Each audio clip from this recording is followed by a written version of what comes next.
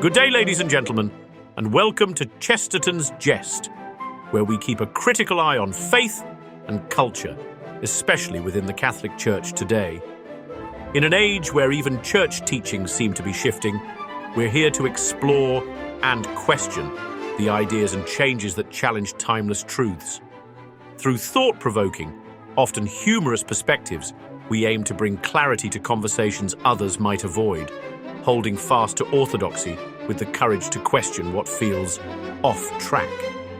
If you would like to join us as we dig deeper into the faith with reverence, wit, and a touch of Chestertonian insight, you can support this channel by gently pressing the like, share, and subscribe buttons in that order, and we thank you for your support. And now, without further ado, Trump's tariffs, the good, the bad, and the ugly truth. A Chestertonian treatise on modern mercantilism and the battle for national sovereignty. Prologue on tariffs and trumpets. There are two things that make men either righteously furious or furiously wrong: religion and tariffs. And in the golden age of Trump, the two have become indistinguishable, as the former is dismissed and the latter exalted, or vice versa, depending on one's cathedral, be it Vatican or Wall Street. Tariffs are the sort of thing the modern mind has been trained to despise without understanding, like nationalism, monogamy, or common sense. Yet Chesterton would remind us, if everyone in power is against it, it's probably worth a second look. The global elite, the technocrats, and the economists have all cried foul over tariffs, warning of economic ruin. But in a world where the mighty seem more concerned with profits than patriotism, should we trust their verdict? Chapter 1. The Good.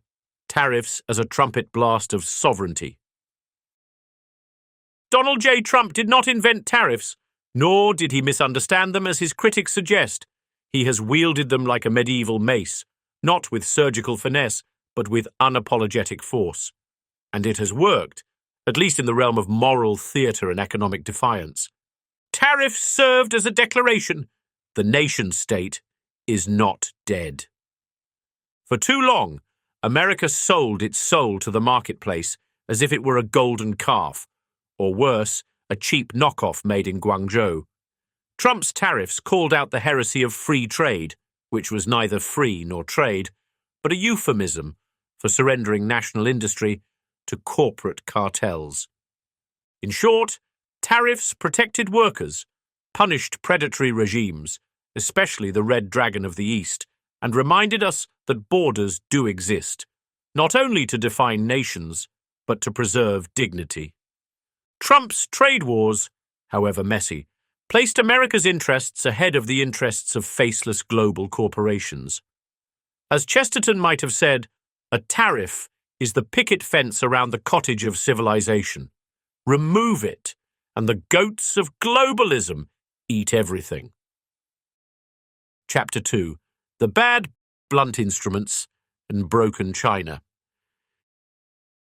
Yet one must admit, tariffs are not sacraments, they are tools, and tools in the hands of politicians are often used less like a carpenter's chisel and more like a toddler's crayon. Trump's approach has often been too broad, hitting allies as well as adversaries. His aluminum tariffs irritated Canada, his steel tariffs startled Europe, and his trade war with China, though noble in intent, has been quite clumsy in execution.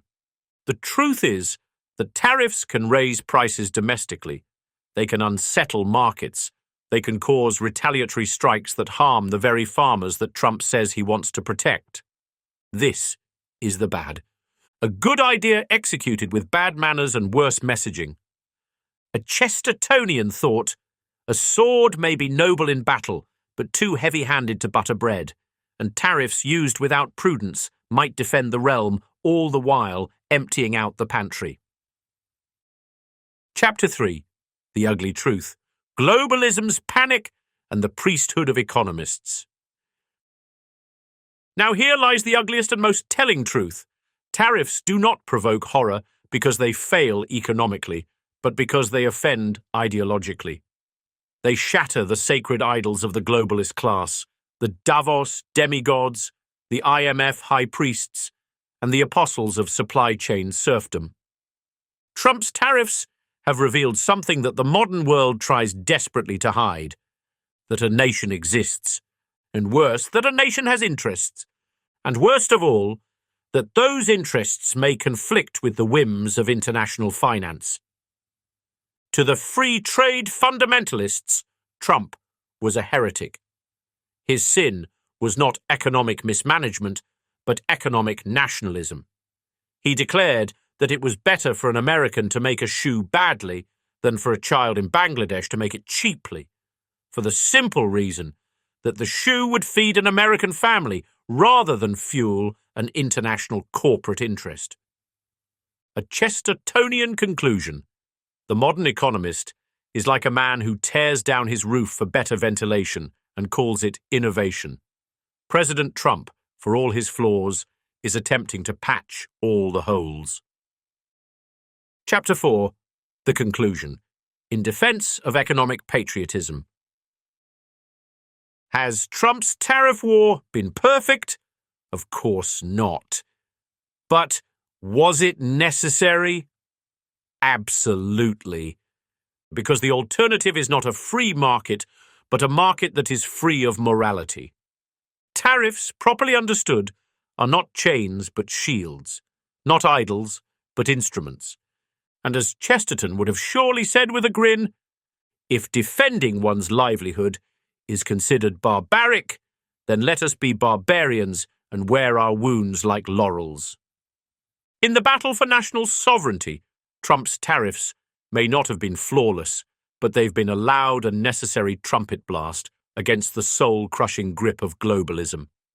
As we face a future of fractured global orders and economic dependencies, it is clear that America, and any nation that values its own people, must reclaim the moral and economic independence that tariffs, in their rightful form, can offer. Thank you for watching.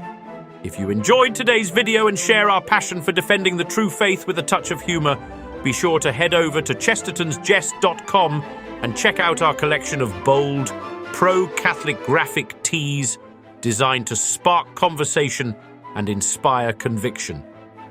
Whether you're looking to wear your faith proudly or share a laugh, we've got something for everyone. Visit us today and join the movement, because in times like these, it's more important than ever to stand firm in our beliefs with style and wit. As Chesterton once said, a madman is not someone who has lost his reason. A madman is someone who has lost everything except his reason. So, let's keep our reason and our faith intact together. Thanks for listening. God bless you, and may the good Lord be praised.